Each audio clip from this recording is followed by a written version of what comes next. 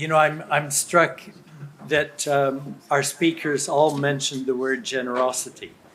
And, of course, it's been something where the whole emphasis upon adaptive reuse has been triggered in a way by that reconsideration of the word generosity in the work of Anne Lacaton and Philippe Passal. But where that's inspired another kind of generation of focus on what does generosity mean. And of course, this new set of journals by A+T gives us kind of 4 categories. And I think, Stephen Bates, you just perhaps outlined another, and that is the idea that connectivity is not so much about immediacy and haste, but is perhaps more about the discovery of, as you said, the episodic, slowing things down, revealing the possibility of contemplation, consideration, engagement, all along the way. And that was really beautiful and very inspiring. So now, Steve Sinclair, I'll turn it over to you to organize the discussion amongst our wonderful speakers and additional guests, Anne and Irenee. Thank you. How long have we got? Yep. How long? We've got half an hour. Okay, cool. Any questions as well from the audience? We can take time Okay. for questions. Okay, I'm going to give Stephen, and Simon a little break from speaking, and I'm going to pose the first question to Irenee and Anne. Looking through that, I'm kind of admire the kind of looseness, I guess, with the immediate reworking of existing buildings. It's almost like looking back at qualities of the parts of the existing city, parts of the existing buildings, and almost reframing them and rethinking how they might be perceived in the city. In respect to how we communicate that through to the students in respect to working with existing places, working with existing references. How do you see, maybe the first question goes to you, Irenee, how do you see the work that we've seen today as being good quality exemplars for understanding how we engage with the old and the new and how we rethink these projects? There's a microphone there. Yeah. I would have a number of remarks. The first one is about adaptive reuse. I often ask myself what it means and whether it's a smart expression to actually say refurbishment.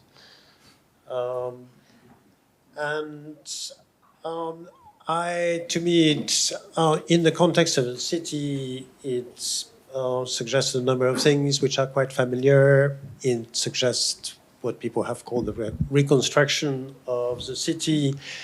It suggests contextualism.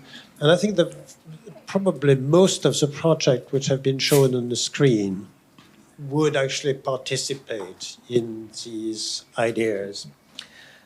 Now, where maybe I have an issue is how one makes a transition, or rather how today one might talk about type. And I think that the three of you, I think, have talked about type, and especially in the two Stevens presentation, there was the idea that type could actually be each time inferred from the context in which one was working. And I wondered whether, to answer your question, whether from the perspective of a student, this might actually be open enough. And this might perhaps be more particular, perhaps almost a little bit precious, and especially since in the likelihood that we may have a new government, there may be some important move as far as housing is concerned, and that one may need a kind of bolder approach to what a type is in relation to either the idea as a fact or the city as a fact or the city as an idea. So I would have other things to say, but I think maybe... Okay. I mean, I think that's quite good, and I think I think it is good for the students to start looking at that approach to type that we've seen earlier.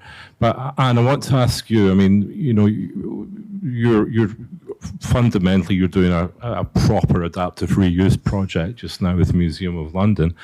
Now, there is a commonality that I was picking up from the three presentations this morning. That was almost how one identifies quality and how you make judgment on quality in respect to the existing city or the existing environment, or in your case with the existing buildings of Smithfield and the surrounding area. How do you see? I mean, I think the question I want to ask is how important is it and how easy is it for educating or teaching how to understand qualities?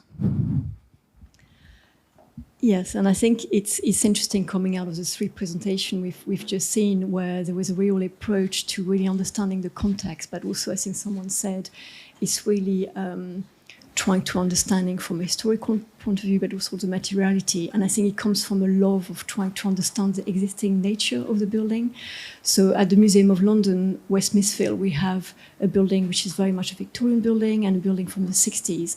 And I think really early on in the project, we spent a lot of time understanding not only the quality of the space, the quality of the daylight, the existing daylight, the fabric of the building and its condition, as someone mentioned, the surprises. You have to discover it as you unpeel the building, the real condition. And some of the building had been left for 30 years, so they were really in poor condition. And I think through understanding also the social value, the historical value, and I think it came to a point where you actually really are quite passionate about those buildings and want to transform them as little as you can. So the client brief needs to adapt as well to really try and create a better fit. And I think where the magical moment for me comes from that understanding kind of underpins the approach of what you can do with those existing buildings. And so, for example, at the Museum of London, what we've tried to do is really to minimize, I suppose, the demolition and to have some ideas that are born out of the quality of the fabric. So, for example, depending on the condition, we would decide to keep or not keep certain elements of the building. And I think we tried to make a fit with the brief from the client. So there was some moment where we decided that, the condition was such that we would have to completely rebuild it like for life. So that's where we decided to do something which was like a new intervention. And I think that's where we're going to create those magical moments of old and new and stitching the old and the new. And I think those spaces where there are probably a few new interventions in this existing context are going to be the magical moment, I think. And I think understanding the kind of the experience of the space and the daylight is a key factor for me. Okay, I think it's an interesting continuity one as well, because without going into it too much, because I want to come back with a question to you about something else. But I find that continuity, that sort of kind of sustained presence of the Smithfield market in that kind of townscape is quite interesting. But the vacation from the Powell Moya building in Barbican causes a form of disruption as part of that continuity process, which I think is maybe a question or a discussion for another time. And how would you compare the likes of Smithfield and understanding the qualities and how you read the existing nature and built form of, say, de Beauvoir, which these guys looked at? I suppose, and then you to come back on that. Yeah, I mean, I suppose in a way, as you've all been saying, I think those buildings are defining a space, and I think I'm not sure that microphone microphone is on. Can you not hear me? Oh, no, that's good. Oh, sorry. I hoped you heard me before. You should have said it before. So I think in a way, I think maybe the Beauvoir is more like an urban scale where the building are defining spaces in between. And I think at West Smithfield, we're looking at, there isn't actually that much external space, so it's a lot more internal. But I think we're talking about spaces which, for example, are enormous and vast basements, which are 10 meters tall, which actually duck under the road and connect as a building as well. And so I think it's about, at the end of the day, those spaces are defined by existing wall, roof, and some of them are enormous spaces, like those central courtyard where the meat was being sold. And then there's like smaller spaces, which are where, let's say, shops or offices were happening. So I think what was fascinating is to try and really understand the existing kind of geometry, materiality, the daylight of those spaces, and try and work out backward what they could become for the Museum of London. And I think what was fascinating is to work with the Museum of London so that they could adapt their original brief to what we could do with the existing building. And it took us a while to work it out, not to mention cost in between as well, which is another driving factor. And so I'm not so sure if I've really responded to your question. well, I think I'm just trying to lead on to the de Beauvoir thing, because one of the things about the older building in Smithfield was how, you kind of, you keep a lot of the areas that you feel that are contribute positively, yeah? Mm-hmm. You rework certain floor slabs, et cetera, to enhance the qualities of the space and what's existing. And I think that's what I picked up from Stephen and Simon in the way you were approaching de Beauvoir, and I think it's a good lesson for students, and maybe I want you to expand on that, is to sort of discuss a little bit more about how you take an existing estate, you make value judgments on what stays, what goes, you pick out the qualities in terms of its completeness and its coherence as, a kind of combination of buildings, but you also pick up on this poor performing public realm. So maybe you have a few words on how you go about, or how a student would go about sort of trying to understand that properly, looking back at the past or the urban grain or whatever. Can I make an observation, I guess, about the difference between de Beauvoir and Smithfield, which may be obvious, but I'll say it anyway, which is that they're both disjunctions in a city.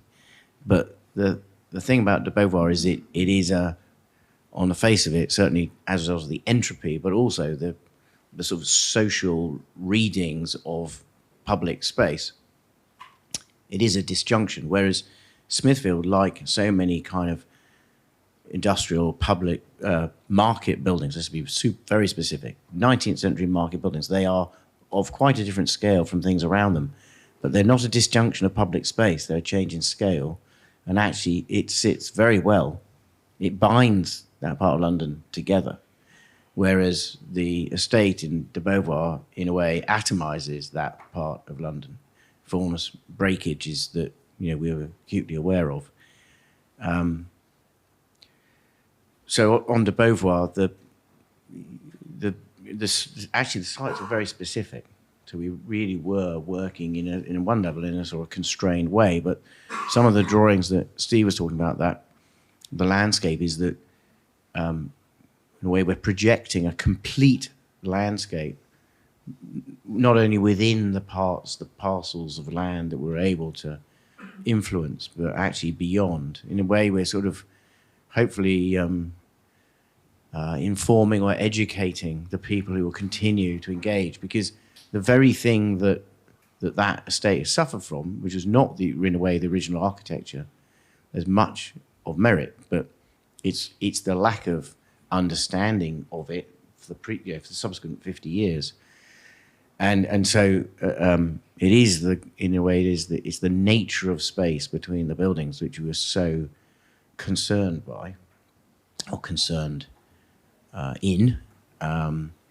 So both the spaces between the buildings, but also the nature in which the thoroughfares around it could be drawn, threaded back into the public realm of the estate. I mean, a couple of points. Irenee, you alluded to the fact that we'll have a new government this year. We will, and in November, and I'm told. And one of the things I've been very interested to engage in is what should be their manifesto on housing.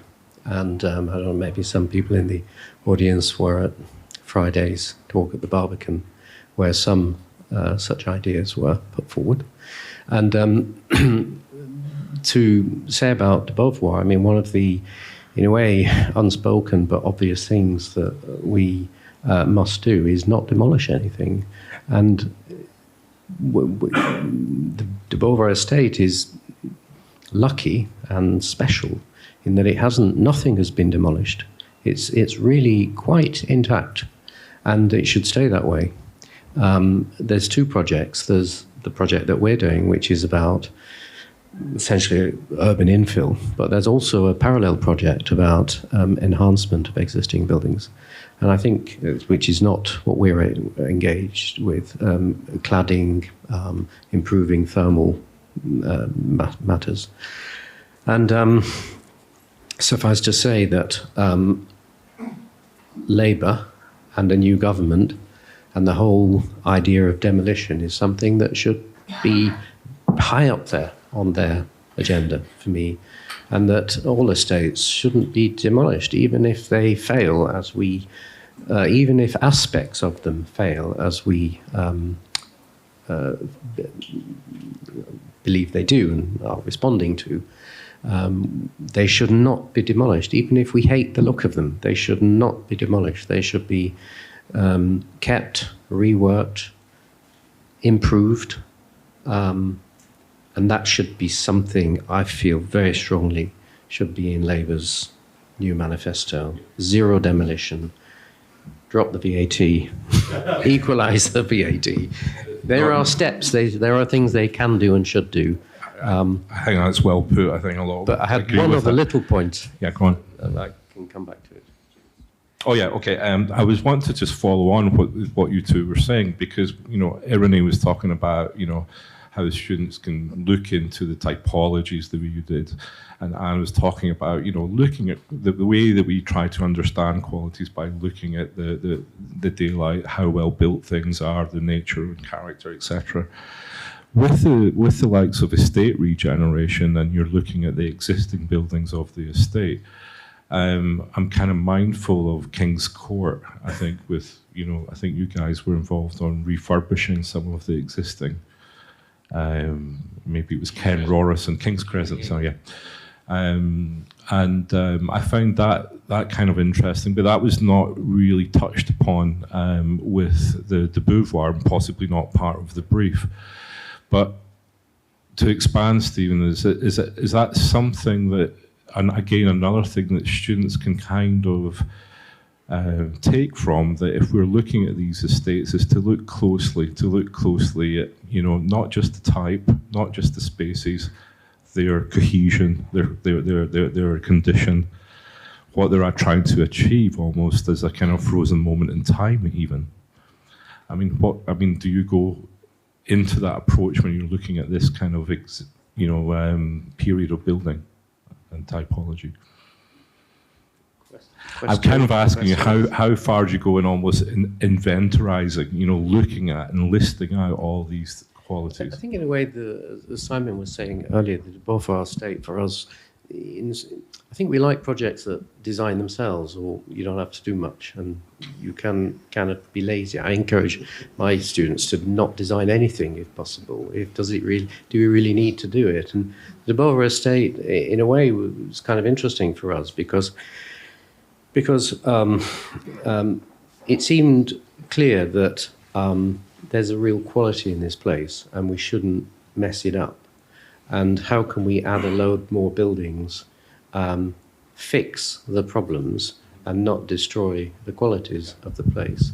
And it's probably a longer talk one day, but the way to deal with form and facade, character, and material and construction is a big topic on our 10, I keep saying 10 buildings, but it is 11 buildings. It keeps changing, but 11 buildings. To construct a building today is not how the architect of the estate did it. They're heavy concrete buildings full of thermal bridge and coal construction. We've got, as Simon was saying, a whole raft of new legislative stuff that we have to take account of. To come back to the point is, I guess we were interested in the atmosphere of the estate and the character and the spirit of it, and how could we design a set of new buildings that could in some way be seen as a close cousin of the existing buildings. And I think that's the crux. And in that sense, it was quite easy for us. We were not having to invent too much. We were just having to, do more of what was good. And that's perhaps a slightly flippant way of putting it, but it was what's good is good. And we had a lot of discussions about how can we do that?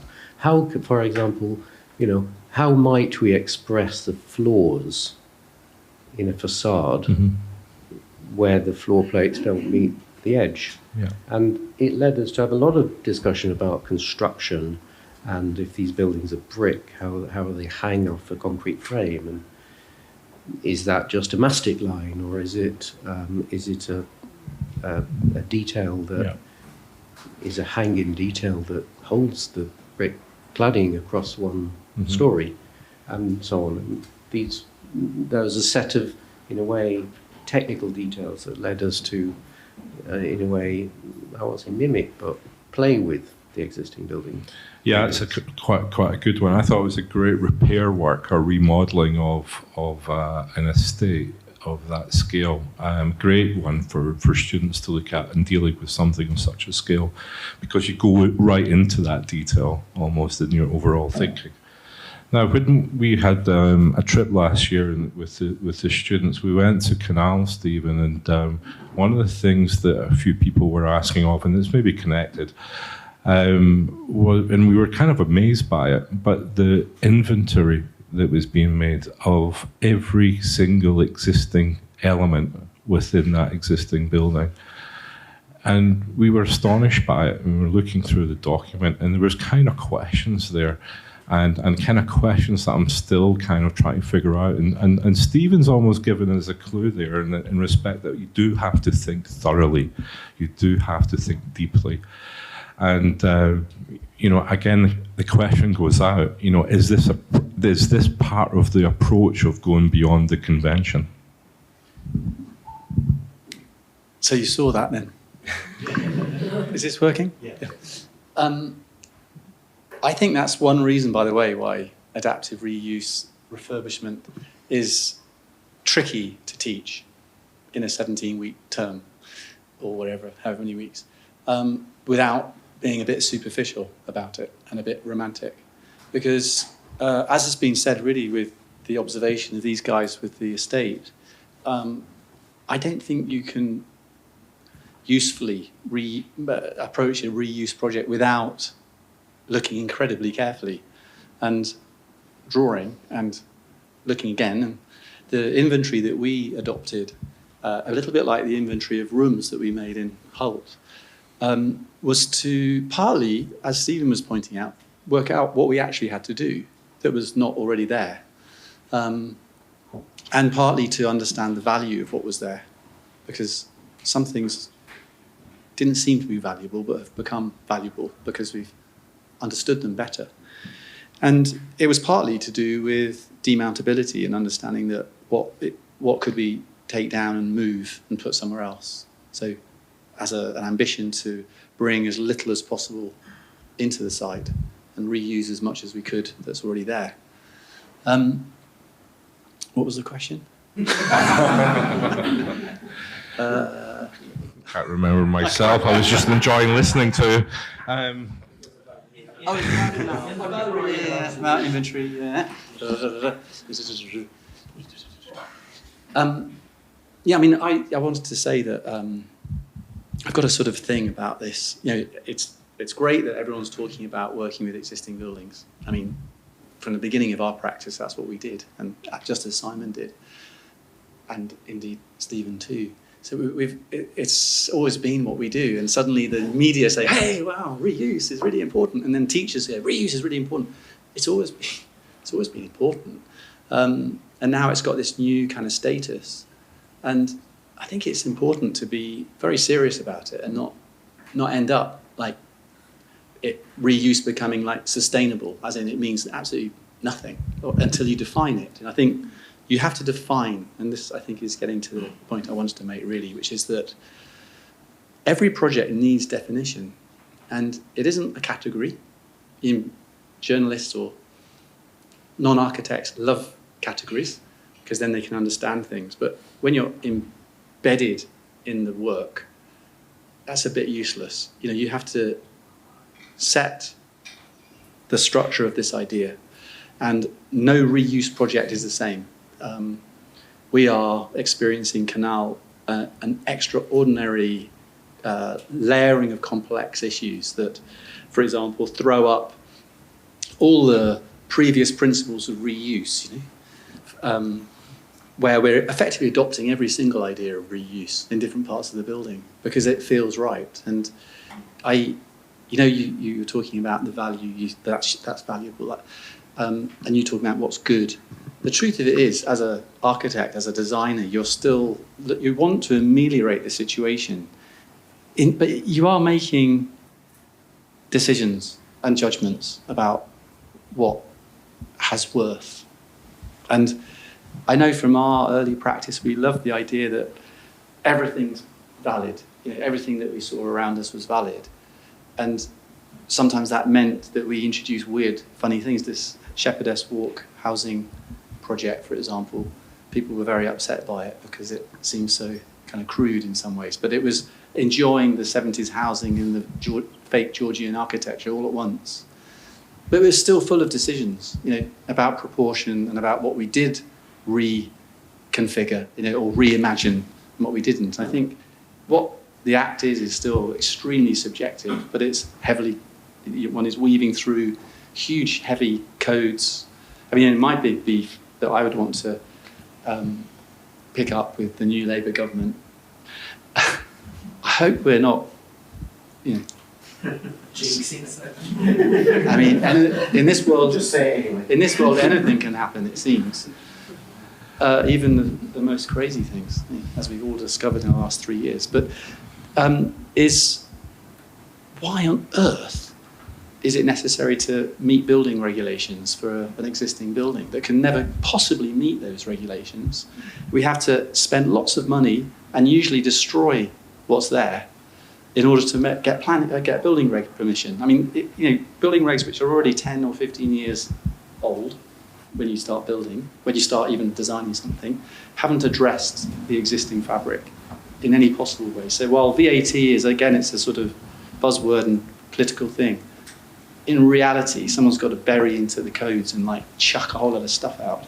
And you have to take risks to be able to continue work of reuse. Yeah, I think that's a great point. And it's also one of those interesting ones with student discussions as well, is like how much do we need to think about the rules, the regulations, et cetera, and that kind of puts me onto another kind of important issue. It's touched upon a little bit, but not really discussed, and that is reuse and climate change. And you know, as you were saying, Stephen, it's like, you know, it's important to define the projects, and every building is different. Every adaptive reuse project is different.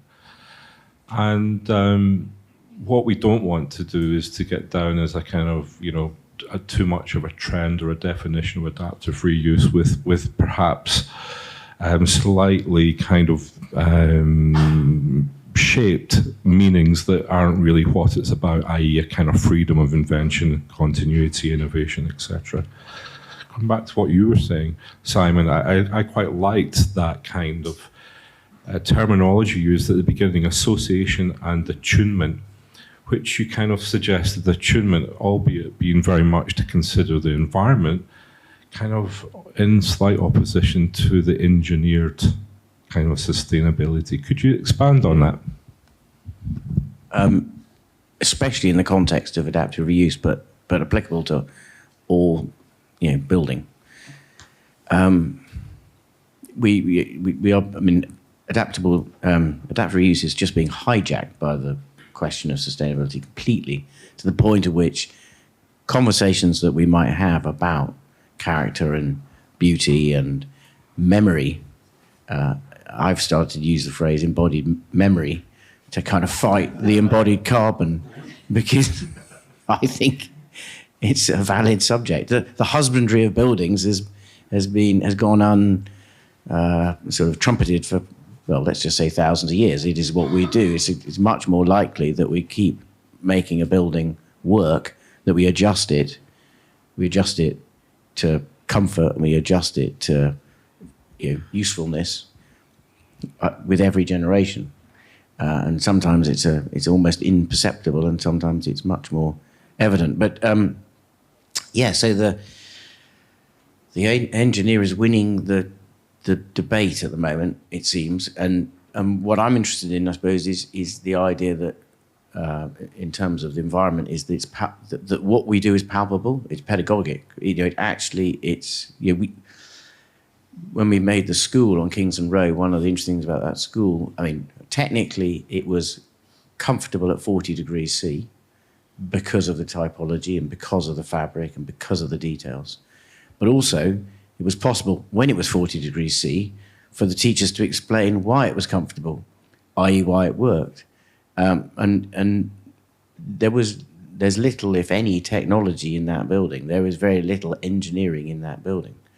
And so the children can be taught about the sustainable characteristics. I almost want to try and avoid the word, that there are things that we recognize, that it is comfortable, that it is cool or warm, that you can see what you're reading, there's enough light. There are things that buildings do without using that word, and we're losing the capacity to demonstrate that that's important, that sort of rudimentary version of a sustainable environment should be the way we go. Because it comes back to Stephen's point, which is the amount of damage that we do, which is actually carbon. There's huge amounts of construction going into relatively marginal improvements in performance. Whether they'll ever kind of pay for themselves, but more importantly, the damage they do then to the fabric and so on. So, if I haven't gone on too long, it's just such an important thing to remind people that if you can't experience it, you should question it, because it's a science, it's not maths. And for example, involved in the RBA Awards group, concrete is being demonized now, and I can say that, but it is being demonized, and we need to, as it emerges, that science is going to change. There are very prosaic things that have changed in policy terms just over the last 5-10 years in terms of whether we are doing the right thing. And climate change.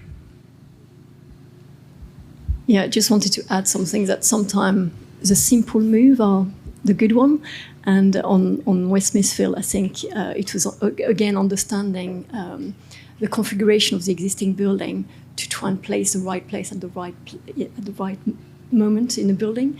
So, for example, whenever it's 40 degrees in London and really hot, I really want to go on site in the basement because it's incredibly cool, because it's benefiting from the mass of the earth. So that's where we place a permanent collection and the collection storage, because we're benefiting from that coolness naturally and not having to pump lots of air conditioning in that space.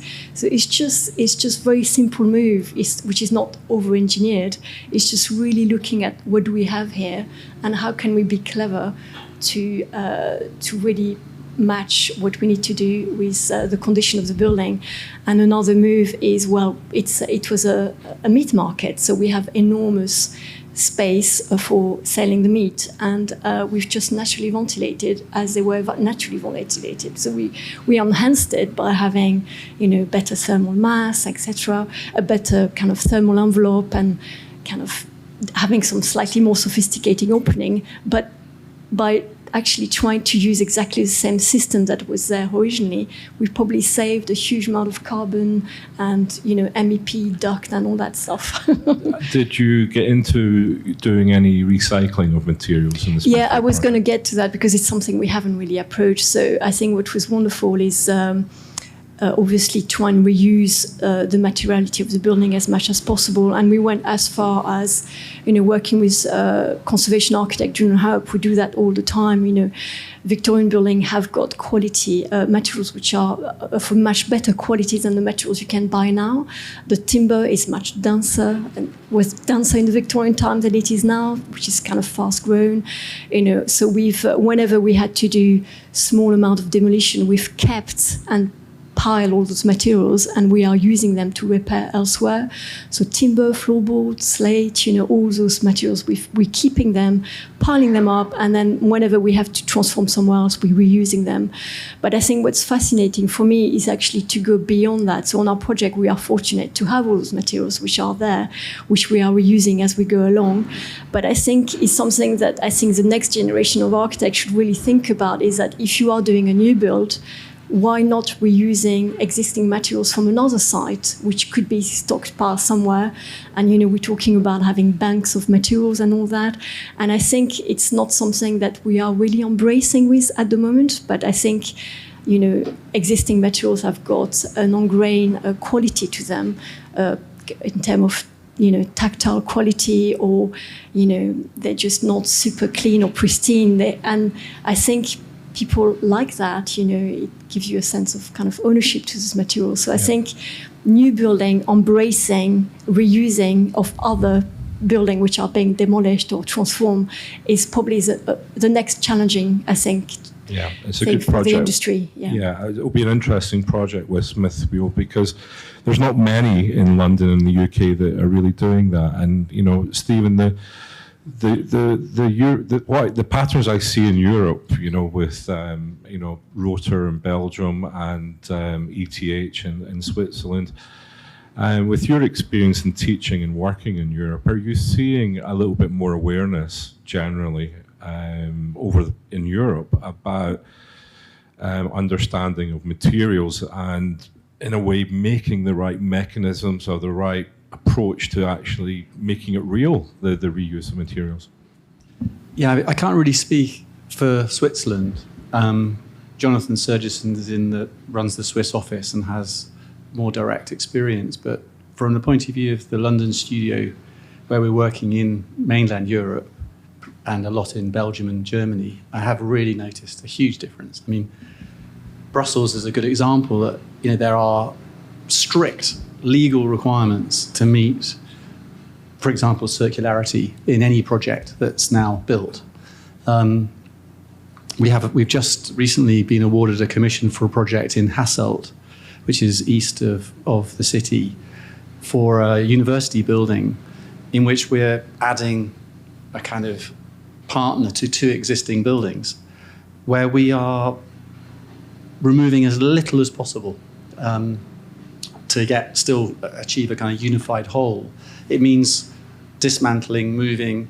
The client, the city, all insist upon this approach. And I have to say, in the London studio, there's a really dynamic shift towards circularity, thinking about that, how we talk about it in the studio, and how we are finding, let's say, answers architecturally, such that in that particular project, we don't really know what the facade is going to be. The facade is going to be reclaimed. But because the form is strong, we've ensured that it has a sort of resilient form, it sort of doesn't kind of matter. I mean, there are three options, but of material that we can get at the time we need to use it. The facade, which is a sort of skin over the existing facades, so it's only performing in a marginal way, is unknown. And it's kind of a weird thing, but especially when everyone says, oh, will you send us the perspectives of the new project? We can't do that. We have to send a section because we don't know what it's going to look like. And I find that really exciting, but really pertinent to what's going on. So, I mean, as you say, there are many organizations in Belgium, and I must say we're building a project in Hamburg, a hotel and commercial ground floor building, where the client, Redevco, who are Dutch, have a specific and separate sustainability budget. They see this project which is in the very heart of the ancient part of Hamburg, as an important statement to make. And therefore, there's money, there's commitment, which is usually not so prevalent in this country. In your view, does that fit quite well with Simon's point? Almost not allowing climate change to hijack a lot of these issues, but somehow have it quite carefully attuned to the project. I was going to pick up on this because I wrote down attunement that Simon spoke about, and my notes are we really doing anything new, in terms of our approach, in your words, attunement? Because you described it as somehow we never used to, I think. And to me, it's a little bit like, or aren't we just working like beginning to work like the world used to work, which is to be efficient, expedient, use an economy of means, be a bit open and tolerant and relaxed, and still try and make something important and civic. And so I'm nervous of all the, of course I'm fully engaged, completely engaged, 110% engaged with trying to work differently to engage with a world which is in crisis, and a responsibility that we have as architects to build as little new as we can and use as little energy as we can. But I also know it's impossible not to use energy to build anything. So, that there are facts that demonstrate that it's impossible to build a zero carbon project.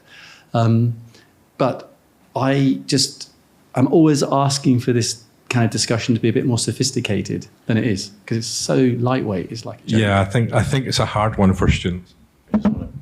Maybe I just need to be maybe a bit clearer about what I mean, and I may fail again, but I'll give it a go. You're absolutely right.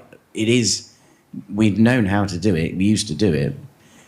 It's a sort of thrifty, natural understanding of the world, which is, let's just say, broadly speaking, about 75 years out of date. Coincides with the Second World War and the past of the Second World War. But we might all recognise that that is the answer, but the engineered answer is actually quite abstract, and it doesn't invite people to understand, neither to understand why to do things, what to do, but also to understand why it's so important to do it. Because for example, in terms of the health of the body, I think it was Exeter University did their medical department did a study that just sort of said that if people spent far more time out in the countryside, they behave more sustainably. In other words, it's the understanding of what you're enjoying and just your understanding of the natural world, however distorted it is in an Anthropocene age, gives you the insight into why to do it, actually to become engaged and to participate, as opposed to become because where we are now as a kind of profession and a kind of industry of people making buildings is that, and things as prosaic as the what do you call it? You're in a fridge is classed an A, a B, a C, or a D, or whatever. It's a product. It's a product that people consume and expect it to perform at a certain level. Well, we're in a similar territory now where buildings are getting these labels, and so the people who inhabit these buildings are consumers of sustainable performance, not participants in it. So, so it's that thing of there's a shift from citizen to consumer, and everybody can step back and say, does it work? Why doesn't it work? But actually, it only works when you understand, when the people who use it are invited to understand how it works. So it needs to be evidently working, and then for them to participate in the way in which it works. Okay. Thank you. We're going to wrap up very soon, but I think that that word attunement is probably going to get talked about a fair bit.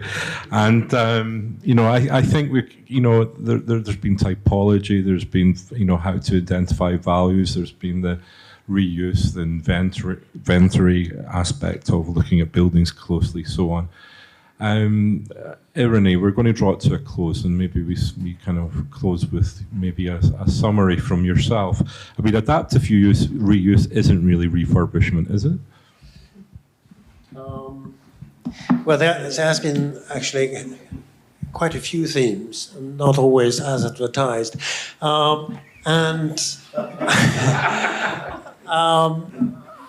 One other aspect which concerns me perhaps more than any others as an architect is not the reuse of materials, it's the reuse of ideas.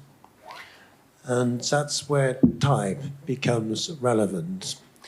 And you were asking me at the very beginning if I had something to say to students. Well, sometimes I do, but I felt that in this discussion we didn't talk very much about society, and There wasn't enough time. I think we should, especially since, as you say, since there is a new government coming up, we ought to be able to draw a connection between what we do as architects and what we think society is. Now, the other thing, talking about type, is that there is such a thing as a reuse of ideas, and we're very good at reusing ideas from the past. We don't maybe think enough about ideas, for instance, type we create now and how they might be reused in the future. And it is something which actually concerned me very much. And when I think about those issues, I think about Le Corbusier and how long it took to create the type of the Unité, 30 years. Yeah, and you still have people today who are working on that idea quite happily with tenants who are quite satisfied. And my feeling is perhaps architecture, we think of architecture in ways that perhaps are more complex than it needs to be, or perhaps which are, to use different words, not as universal as it could be. And on this rather grand thought, I think I'll leave it there. Thank you. Thanks, everyone, and break for lunch.